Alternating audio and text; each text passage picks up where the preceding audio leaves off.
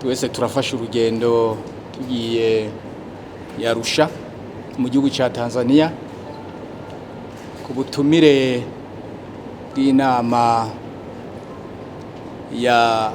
twavuga inama nshingamateka y'akarere EALA muri East Africa Community. Ubwo butumire rero tukaba tubwitavye, aho naho mu byo tugiye kwiga murazi ko iyo nama nshingamateka y'akarere irongowe n'umukuru wayo aturuka mu Burundi.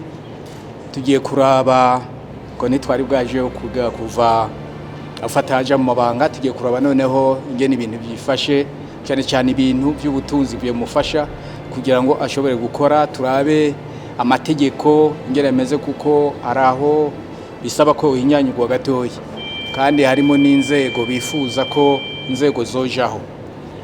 Ubwo rwego ruraba bakuru b'amanama nshingamateka y'ibihugu bigize akarere. Ibyo nivyo ahanini tugiye kurabira hamwe.